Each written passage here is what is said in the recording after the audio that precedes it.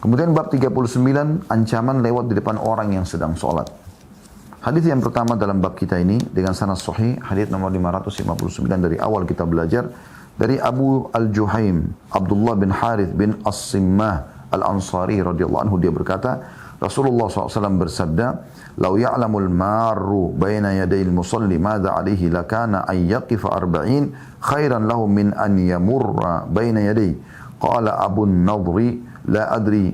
Qala 40 yawman aw syahran aw sana. Seandainya orang yang lewat di depan orang yang sedang sholat itu mengetahui dosa yang dipikulnya karena melewati orang yang sedang sholat, niscaya dia berdiri selama 40 adalah lebih baik daripada lewat di depannya. Abu An-Nadhr radhiyallahu anhu mengatakan, aku tidak tahu apakah dia berkata 40 hari atau 40 tahun. Apakah 40 hari atau 40 bulan atau 40 tahun. Diriwayatkan oleh Bukhari, Muslim, Abu Daud, Tirmidzi, An-Nasai dan juga Ibnu Majah. Hadis ini sesuai dengan babnya teman-teman, yaitu ancaman lewat di depan orang yang sedang sholat. Saya ingin tekankan dulu, setiap muslim dan muslimah sangat dianjurkan teman-teman kalau anda sedang sholat, maka anda meletakkan sutra di depan anda. Bukan kain sutra ya. Bahasa Arabnya dalam hadis sutra, atau sebuah penghalang antara anda dengan orang yang mungkin akan lewati depan tempat anda sholat. Ya. Makanya anda lihat masjid ada mihrabnya. Mihrab itu sebenarnya fungsinya sebagai sutra. Karena orang kalau sholat berjamaah, maka yang wajib punya sutra imam. Kalau makmum, misalnya kita masuk ke masjid, kita temukan di saf kedua atau saf pertama masih ada yang kosong, kita boleh melewati makmum untuk dapat masuk ke saf sana. Tapi imam tidak boleh. Cuma kalau sholat sendiri berlaku sutra itu secara individual. Maka ada beberapa masjid yang Masya Allah coba ya, membuat beberapa sutra, melalui bentuk di sutra, dari kayu kah, atau saya pernah juga masuk di masjid di Surabaya itu seperti pentolan ya, seperti bentuk menara kecil. Ya, intinya hanya untuk ditaruh orang lagi sholat supaya orang lalu-lalang di hadapannya itu aman ya. Karena hadis ini sangat tegas berhubungan dengan masalah itu. Jadi bagaimana seseorang muslim harus lebih hati-hati dan muslimah. Jadi anda usahakan ada taska ya, atau mungkin tadi kalau ada sutra di masjid kayu atau apa ya, tembok atau orang yang sedang sholat ya, itu adalah lebih baik. Karena saya temukan ini masih banyak muslim, saya tidak tahu muslimah karena kami tidak masuk ke saf wanita. Saya juga belum pernah tanyakan masalah ini khusus kepada istri saya, tapi yang jelas yang saya lihat sendiri depan mata bagaimana sebagian muslim sholat tapi di tengah-tengah masjid. Sebenarnya dia masih bisa maju menjadikan tembok itu sebagai sutra. Ya, masih ada tiang masjid, ada tembok masjid yang bisa dilakukan sebagai sutra. Tapi dia sholat di tengah-tengah masjid. Sehingga orang mau tidak mau kadang-kadang karena ya, dia harus melalui ke situ, pintu cuma satu, maka akhirnya sholat atau dia sholat di depan pintu keluar. Ya, ini juga harus digarisbawahi, kecuali anda datang berjamaah dan anda telat dan tidak ada lagi tempat kecuali situ, anda sholat. Dan anda usahakan lebih meringkaskan sholat setelah itu supaya orang lalu-lalangnya tidak sampai memotong jalur anda. Gitu. Ya. Ini poin penting untuk digarisbawahi teman-teman sekalian. Baik, ada sebuah majelis kami pernah hadiri dengan beberapa syekh di Madinah. Pada saat membahas tentang bab sutra ini, kebetulan kami dengan beberapa mahasiswa diundang ke rumah salah satu doktor di kuliah syariah, fakultas syariah di Madinah, Dr. Naif Al-Amri, hafizahullah, bersama adik beliau Dr. Aid Al-Amri. Kami biasa dulu sering dipanggil ke rumah beliau. Kemudian kadang-kadang teman-teman mahasiswa masing-masing berdiskusi sama beliau di waktu kesempatan ketemu. Ini apa maksudnya Syekh, waktu di kelas kemarin dibahas begini dan begini. Walaupun bukan beliau yang mengajar gitu ya. Maka ada salah satu di antara kami melemparkan masalah sutra dan beliau sempat membahasakan. Rincian sebagian ulama, saya masih ingat beliau kasih isyarat. Kalaupun darurat, kita nggak ada sutra, kita nggak ada sama sekali yang bisa kita letakkan. Ini tempat sujud kita di depannya. Nggak ada sama sekali yang kita bisa taruh. Nggak ada tas, nggak ada apa-apa gitu ya. Dan darurat, tidak ada lagi tempat, kecuali di situ. Maka minimal sekali kita jadikan ujung sejadah kita niatkan itu. Dan orang yang dilarang lewat adalah melewati antara kita dengan sutra kita. Jadi antara kita dengan tempat sujud itu yang tidak boleh dilewatin. Kalau lewat dari tempat sujud, ya, itu tidak ada masalah. Dan ini subhanallah solusi yang sangat baik ya, yang beliau sampaikan. Dalam arti kata kalau seandainya ada orang yang sedang sholat di tengah-tengah masjid, kemudian Anda cukup jauh dari dia, Anda boleh lewat, tidak ada masalah. Karena Anda jauh dari tempat sujud dia. Yang larangan jelas-jelas itu adalah memotong antara seseorang dengan tempat sujudnya. Ya. Jadi bukan lewat dari tempat sujud. Nah, kalau di depan tempat sujud maka tidak ada masalah. Allahu a'lam. Hadits ini teman-teman memberikan pelajaran kepada kita yang pertama, ya, bagaimana seorang muslim berhati-hati tidak boleh mengganggu konsentrasi muslim yang lain sedang sholat. Termasuk dengan melewati memutus antara dia dengan tempat sujudnya. Sebagaimana saya jelaskan tadi. Ya. Kemudian yang kedua adalah bagaimana adanya ancaman di sini. Orang yang tetap ngotot mau lewatin orang yang sedang sholat. Ya. Ini ancamannya Nabi SAW memberikan ya, kiasannya.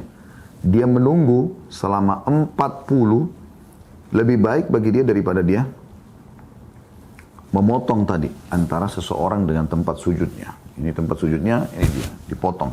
Orang yang lewat ini lebih baik dia nunggu 40. Lalu perawi hadis mengatakan, saya tidak tahu yang dimaksud apakah 40 hari, apakah 40 bulan atau 40 tahun. Walaupun ada sebagian yang langsung mematok, itu 40 tahun maksudnya. Ini saking besarnya dosanya.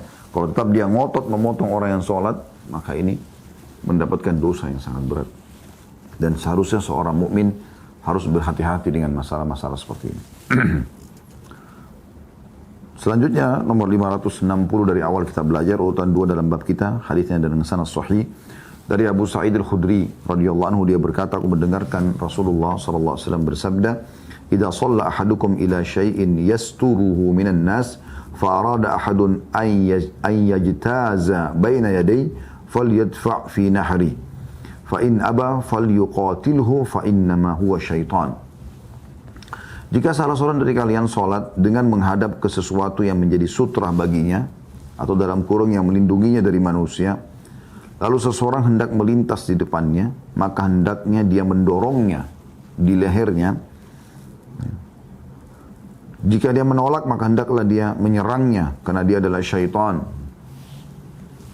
Dalam lafaz lain, idza kana ahadukum yusalli fala yada' ahadan yamurru baina yadayhi wal yadra'hu mastata' fa in aba falyuqatilhu fa innama huwa syaitan. Apabila salah seorang dari kalian sedang sholat, maka jangan membiarkan orang lewat di depannya.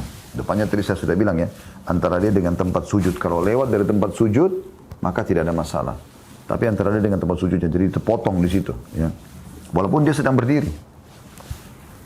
Apabila salah seorang dari kalian sholat, maka janganlah membiarkan orang lewat di depannya, dan hendaknya dia menahannya semampunya. Jika orang itu ngotot, tetap mau lewat di situ, dia tidak pilih jalan lain, maka hendaklah dia menyerangnya, karena dia adalah syaitan.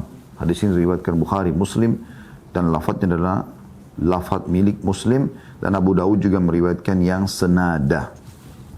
Ya. Kemudian juga ada di sini keterangan ucapan wal yadra'hu dengan dal, yakni fal yadfa'hu, yang bermakna adalah mendorongnya dengan makna dan wazan yang sama, maksudnya menahannya. Ya. Jadi sebagian ulama sudah memberikan gambaran, dan kami pernah lihat praktik masalah itu.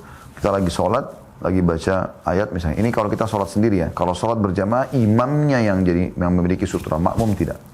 Kita kalau sholat berjamaah, jadi makmum ada yang lewat, tidak ada masalah. Tapi kalau sholat sendiri, ini yang kita tidak boleh. Kapan orang mau lewat, antara kita, memotong antara kita dengan tempat suci, kita tahan. Ya, berikan isyarat dengan tangan seperti ini. Insya Allah kalau dia sudah tahu, dia akan pindah ke belakang. Dia akan cari jalan lain gitu. Nah, tapi sebagian orang kadang-kadang tidak mau tahu. Tetap dia ngotot untuk memotong gitu. Nah, ini harusnya ditahan dengan kuat. Kalau tidak mau maka dipukul gitu kan. Sampai seperti itu. Karena dia sudah dikuasai oleh syaitan. Sebagian riwayat menjelaskan, seperti dijelaskan dalam hadis nomor 561, urutan 3 dalam bab kita. Saya gabungkan aja semua karena ini mirip. Lalu kita tambahkan beberapa informasi insyaAllah. Beberapa informasi insyaAllah. Hadis nomor 3 dengan sanad sahih dari Abdullah bin Umar radhiyallahu anhu bahwa Rasulullah SAW bersabda, "Idza kana ahadukum yusalli fala yada' ahadan yamurru baina yadayhi fa in aba falyuqatilhu fa inna ma'ahu al-qarin." Apabila salah seorang dari kalian salat, maka janganlah dia membiarkan seseorang lewat di depannya. Jika orang tersebut yang sudah ditahan menolak, maka hendaklah dia menyerangnya karena syaitan bersamanya. Diriwayatkan Ibnu Majah dengan sanad sahih dan Ibnu Khuzaimah dalam sahihnya. Kalau di Indonesia saya lihat ini belum pernah dipraktik, jarang dipraktikin kecuali di tempat teman-teman yang sudah mengikuti sunnah atau memang pelajari sunnah Nabi SAW. Tapi kalau di Masjid Nabawi, di Masjid Haram Mekah, itu tidak asing kita lihat. Kalau dia lagi sholat, karena juga rame orang, kadang-kadang ada juga orang yang tidak tahu kalau ada orang yang sedang sholat di situ. Maka pada saat lagi sholat, orang lewat diingatkan. Maka orang itu cari tempat lain. Ya. Cuman ingat, ini kalau kita lagi sholat sendiri. Kalau lagi sholat berjamaah, yang jadi sutra adalah imamnya. Saya pernah melihat itu kasusnya terjadi di Masjid Nabawi. Kami lagi sholat berjamaah, ya. Di sebelah saya kebetulan ada orang tua, sangat tua. Mungkin sudah umur 80 tahunan gitu. Orang ini subhanallah, entah bagaimana dia memahami hadis itu, lagi sholat berjamaah ya. Lalu ada satu anak, mungkin umur 12 tahun atau 13 tahun anak ini. Cuma sepertinya anak ini tahu, mungkin sering hadir dalam majelis ilmu di Masjid Nabawi. Karena biasanya anak-anak yang dibawa ke Masjid Nabawi sama orang tuanya itu sering diaktifkan di situ. Maka yang terjadi teman-teman sekalian, ada anak muda, anak yang umur 12-13 tahun lewat. Sama orang tua ini tiba-tiba ditahan. Tapi anak muda itu tetap lewat, ditonjok sama dia, sampai jatuh. Gitu kan. Yang tonjok ini yang orang tua ini. Gitu. Maka anak itu mau marah. Dia lagi sholat gitu, dibiarin sama dia. Selepas kami salam, anak muda itu, anak kecil itu datang tadi. Yang 13 tahun itu datang. Lalu mengatakan, wahai orang tua, apakah anda tidak tahu kalau sutra itu adalah pada imam? Maka ini luar biasa ya.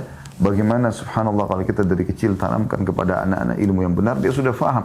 Harusnya orang tua ini tidak boleh menahan dia. Karena kita lagi sholat berjamaah. Yang tidak boleh dilewatin, tidak boleh dipotong antara dia tempat sujud dengan tempat sujud adalah imam, bukan makmum. Beda kalau sholat sendiri.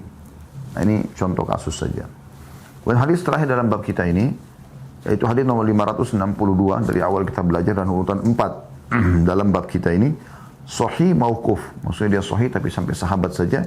Dari Abdullah bin Amr radhiyallahu anhuma, Abdullah dan Amr dua-duanya sahabat Nabi, maka saya bilang radhiyallahu anhuma. Dia berkata, la an yakuna ar-rajulu ramadan yudhra bih khairun lahu min an yamurra baina yaday rajulin muta'ammidan wa huwa yusalli. Sungguh seseorang menjadi abu yang ditabur adalah lebih baik daripada dia lewat di depan orang yang sedang sholat dengan sengaja. Hadis riwayat Ibnu Abdul Bar dalam At-Tamhid secara mauquf. Dan ini juga disebutkan ada putnotnya, diriwayatkan juga oleh Abu Nuaim. Dan mereka menyatakan semua sanadnya sahih, termasuk Syekh Albani juga menyatakan sahih. Hadis ini atau riwayat ini dari sahabat ini, dari Abdullah bin Amr, yang memiliki retorika yang berbeda dalam ancamannya dengan tadi hadis Nabi SAW, tapi dua-duanya bermakna satu. Yaitu bagaimana dikatakan di sini, kalau dia menjadi debu, dibakar jadi debu, ya, lebih baik daripada dia melewatin satu kali saja orang yang sholat antara orang itu dengan tempat sujudnya. Ini menandakan tegasnya ancaman-ancaman seperti ini teman-teman sekalian. Jadi tidak boleh dipermainkan ini. Ya, harus betul-betul ditanamkan dalam diri kita supaya jangan sampai ada kesalahpahaman.